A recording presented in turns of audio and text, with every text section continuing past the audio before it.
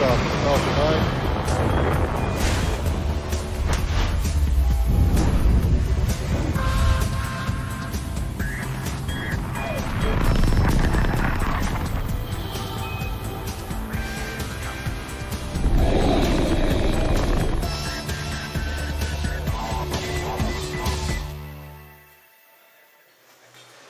Good morning from Hawthorne, California. It's March 30th at just about 7 a.m. Pacific time.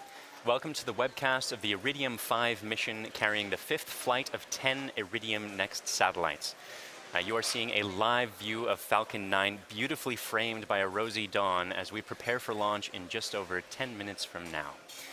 Today's launch is scheduled for 2:13 Universal Coordinated Time, or 7:13 a.m. Pacific Daylight Time. I'm Michael Hammersley, a materials engineer here at SpaceX, and I'll be bringing you coverage of the SpaceX launch for Iridium Next during this webcast. Due to some restrictions from the National Oceanic and Atmospheric Administration, or NOAA for short, SpaceX will be intentionally ending live video coverage of the second stage just prior to engine shutdown. We're working with NOAA to address these restrictions in order to hopefully be able to bring you live views from orbit in the future. And though we'll be ending the video coverage, we'll be continuing to cover the major mission milestones on Twitter, so please join us there afterward.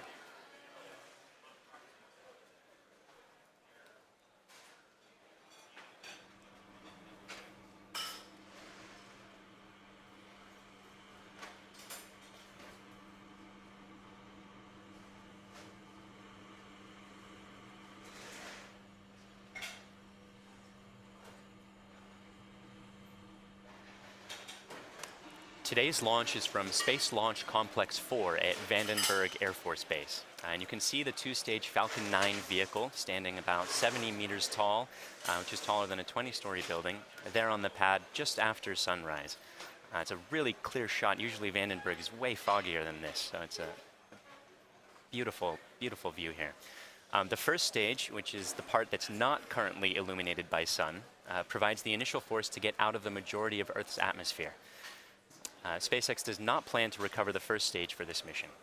We will be performing a landing sequence, a simulated landing sequence out in the Pacific Ocean, but there's no drone ship in position for recovery. So we won't be following it during the webcast, but you may hear call-outs on the countdown net while we follow the second stage into orbit.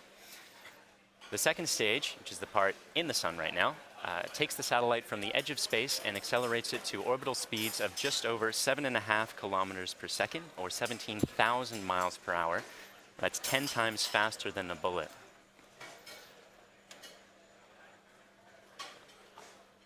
On the very top of the vehicle, in the 17-foot diameter payload fairing, are the 10 Iridium satellites.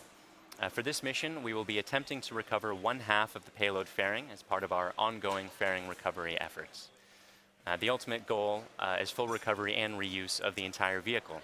So recovering the fairing is an important step towards that goal. It's still part of an experimental program at the moment. Just to the right of the rocket is the transporter erector.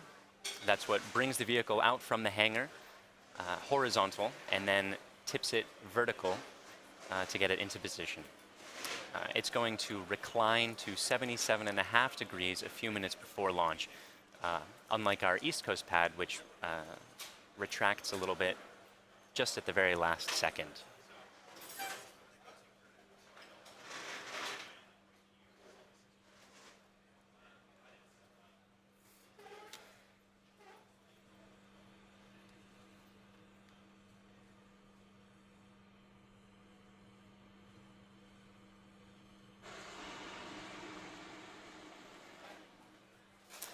Quick status report. Falcon 9 has been loading propellants since about T-minus 70 minutes. Fuel, that's the kerosene, is about complete on the first and the second stage at the moment. Falcon 9 burns a rocket-grade kerosene to get to orbit. But because you need oxygen to burn kerosene, and there's not much oxygen high up in the atmosphere, we have to take our oxygen with us. So we carry a super chilled liquid oxygen in the tanks. That liquid oxygen is currently being loaded. The first stage is about 90% filled, and the second stage is about 60% filled right now. We'll be continuing to load those until just the last couple minutes before launch in order to keep that as cold as possible in order to make it as dense as possible to fit as much on the vehicle as possible.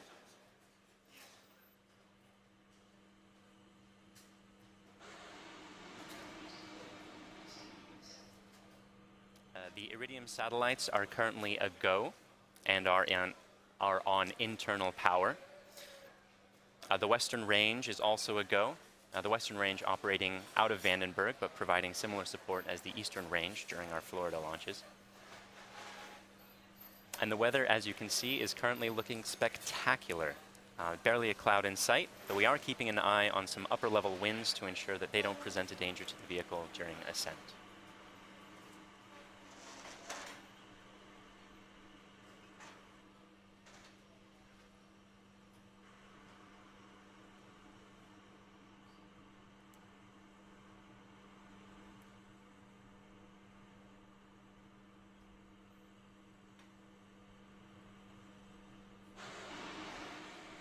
SpaceX is launching 10 Iridium Next satellites to low Earth orbit today.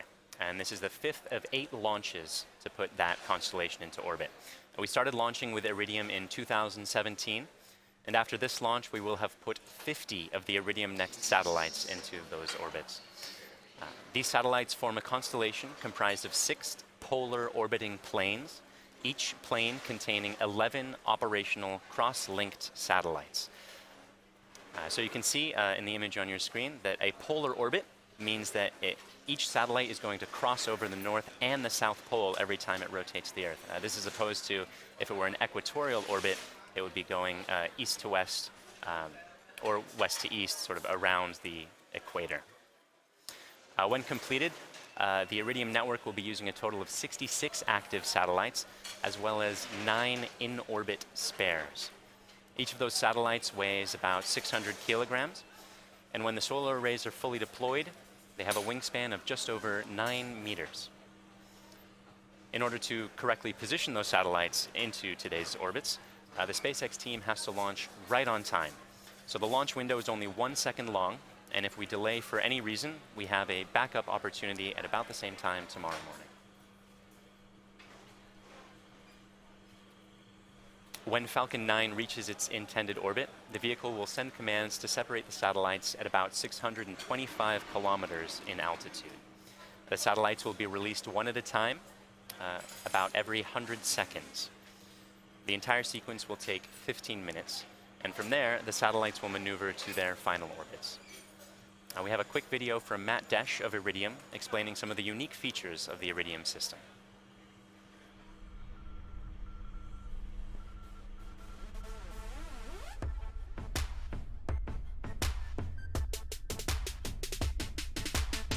Did you know?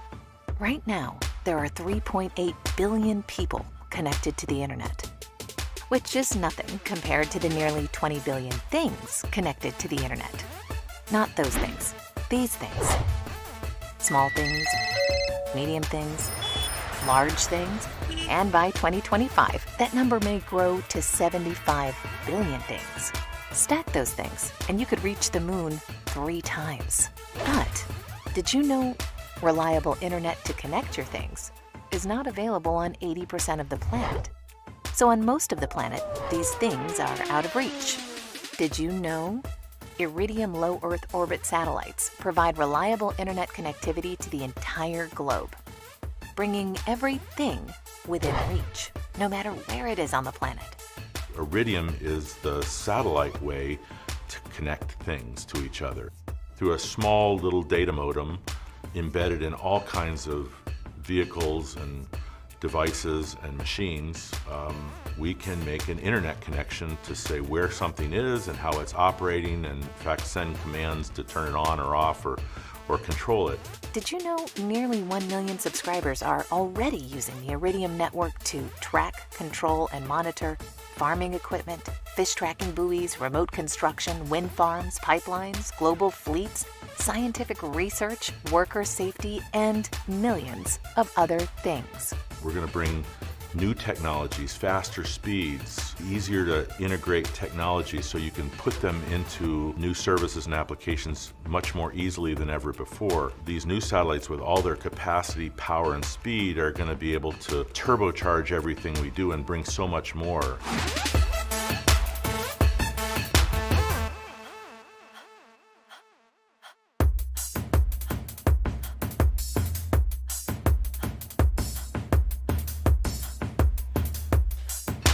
We're at about T-minus 4.5 minutes to launch, and we've got only a few things left to do at this point. Engine chill began at about T-minus 6 minutes. That gets the engines to a cold enough temperature where the liquid oxygen doesn't turn into a gas immediately upon contact, which makes startup a bit tricky. The strong back is going to begin its lean back shortly. We're currently finishing up propellant loading and pressurizing the tanks to make sure they can support the mass of the fully loaded vehicle. That propellant loading is going to continue for another couple minutes still to keep it all as cold as possible. We'll also be performing an engine wiggle. That's testing the thrust vector control system that steers the engine during its ascent. You may also see a vent of gaseous oxygen from the strong back inside of about T-minus 90 seconds. And you can see the strong back is beginning its retraction at the moment, leaning back slowly there. It's going to continue until it gets to about 77.5 degrees. At T-minus 1 minute, the vehicle will transition to internal power, and from there it will completely control the remainder of the countdown. The satellites are all still go, the range is also go, and the weather is looking great. If you hear the hold call, backup launch window is tomorrow at 7:14 a.m. Pacific Daylight Time. Otherwise, the SpaceX team is excited for launch, so let's listen in to the last couple minutes of terminal count.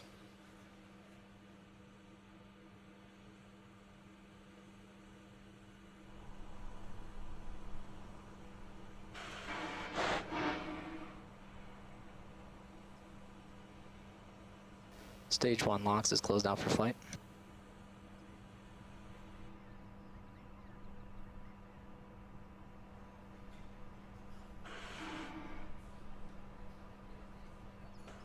Strong back retract is complete. The strong back is locked out for flight.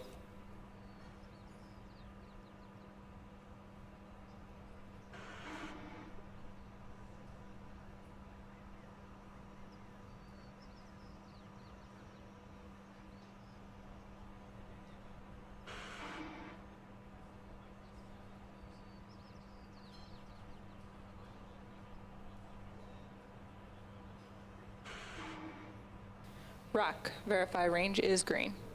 Rock, range is green.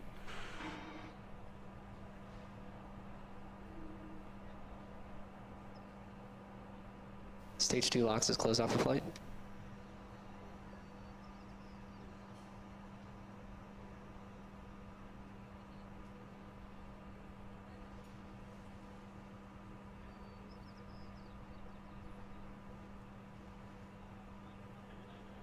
Vehicles in self-line.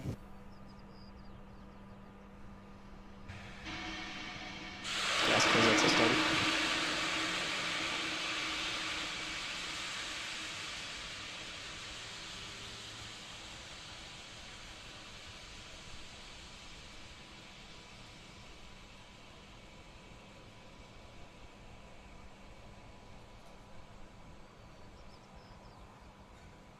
ASTS is ready for launch. Falcon 9 in startup. Ground side gas closeouts complete. Stage 1 tanks pressing for flight.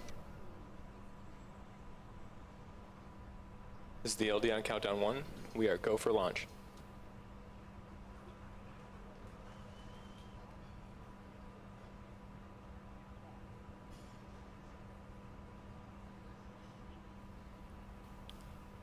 T-minus 30 seconds.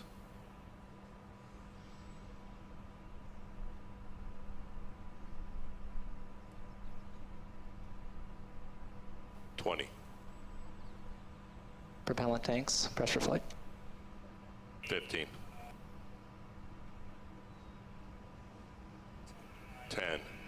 9, 8, 7, 6, 5, 4, 3, 2, 1.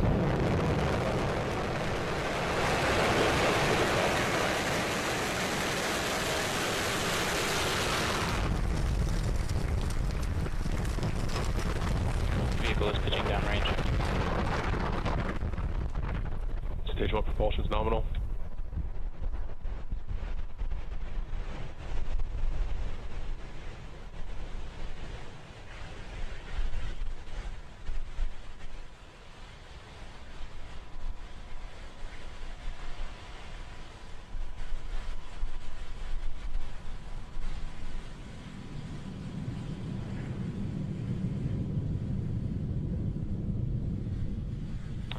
Power and telemetry are nominal. And we had successful liftoff of the Falcon 9, as you saw. It's pitching downrange at the moment to continue its ascent into orbit. Going supersonic right about now. And it'll be going through max Q shortly. Vehicle is supersonic. So we're decreasing the engine thrust to minimize the pressures of max Q, which is the point at which the rocket is pushing hardest against the atmosphere. Vehicle is experiencing maximum dynamic pressure.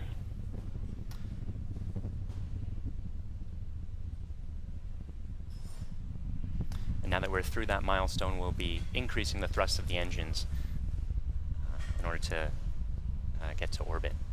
But while the atmosphere is still relatively thick, we can prevent it from exerting too much pressure on the fairing by throttling the engines a little bit.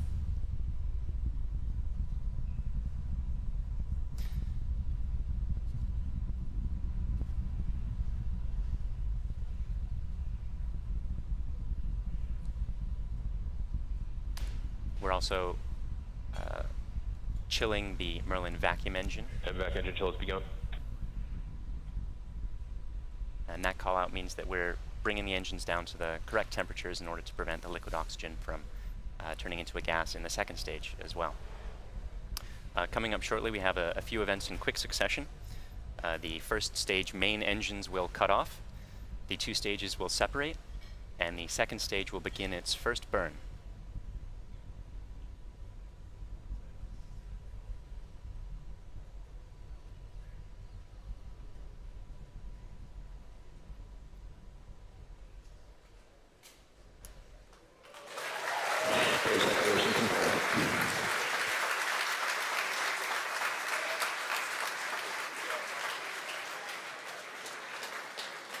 MVAC ignition.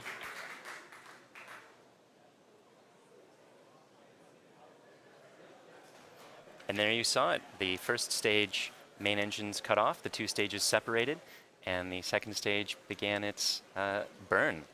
You can actually see the first stage falling away behind the second stage for some of these shots. That's gorgeous.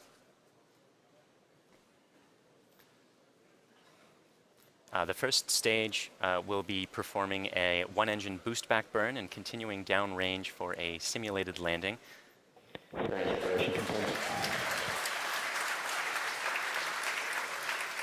And you just saw the Second stage trajectory nominal. just saw the two halves of the fairing fall away. Good from nipple away. We will be attempting a recovery of one of the halves of the fairing today on our fairing recovery ship, Mr. Stephen, as part of an experimental program to reuse those parts of the vehicle.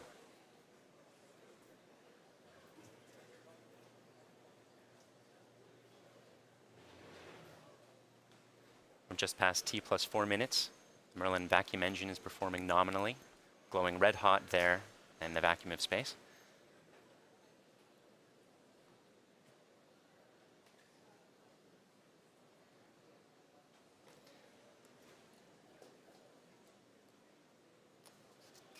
A quick reminder, we will be intentionally ending live coverage or live video coverage of today's mission due to restrictions placed on us by the National Oceanic and Atmospheric Administration. So don't be surprised when that occurs at about T plus 9 minutes.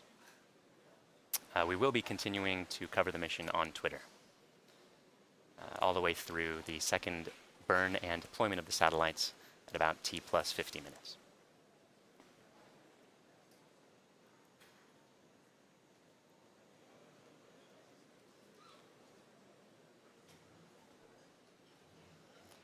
We're at T plus 5 minutes. Second stage still performing nominally, and the trajectory is currently looking good.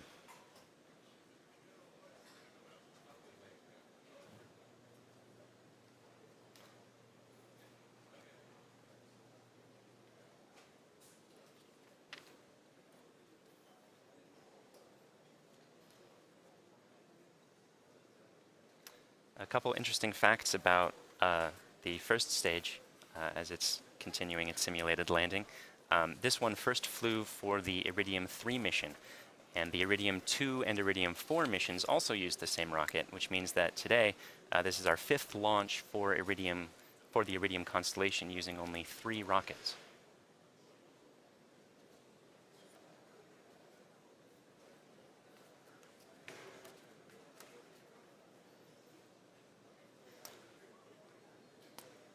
We're now at T plus 6 minutes, which puts us more or less exactly halfway through the second stage's first burn. The first burn is to bring the second stage into a parking orbit. That's going to be an egg-shaped orbit where the maximum altitude at the top of the egg is about 625 kilometers. But at the bottom of the egg, the orbit is only 180 kilometers in altitude. The second burn that we'll be performing is going to circularize that orbit so that it's 625 kilometers in altitude the whole way round.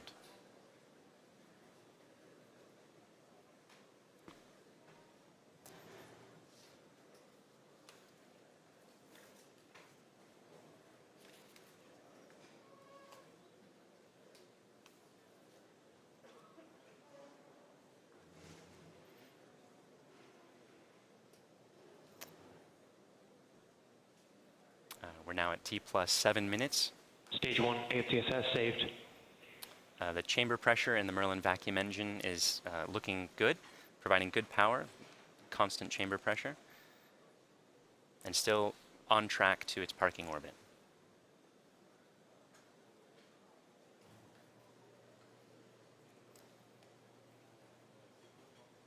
Between the end of the first burn and the start of the second burn, there's going to be about a 42-minute coast phase in order to position the second stage to prep for circularizing that orbit. We will be continuing that coverage on Twitter. LOS stage 1, Vandenberg expected.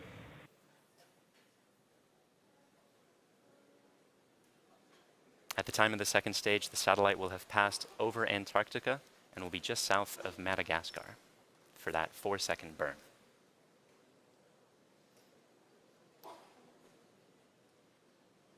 Now just past T plus 8 minutes. Second stage still performing nominally. Still on track for that parking orbit.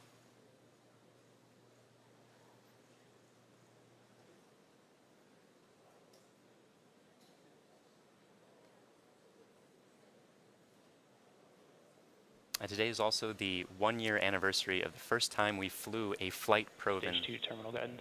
Falcon 9 first stage. Stage 2, AFTSS saved.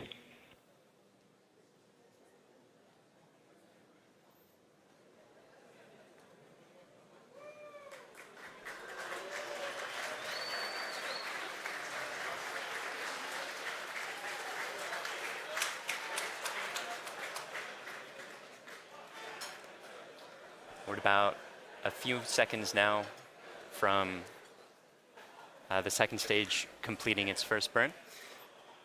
And we'll make sure that the burn is good. Western range assets expected. We have SECO. We just got confirmation that the second engine cutoff event occurred. We'll make sure that we are in the correct orbit.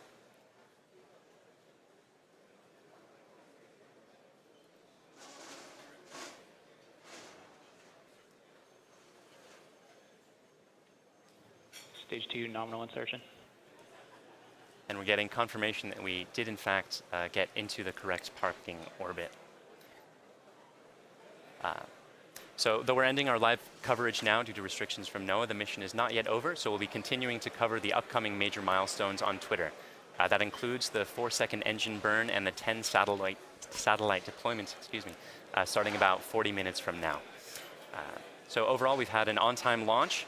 The first stage successfully got the second stage out of the atmosphere, and the second stage is continuing on its trajectory in a coast phase now to get the Iridium Next satellites into their constellation. So thanks to the Iridium Next customer, Air Force for range support, and the FAA for launch license, and see you online for the rest of the mission.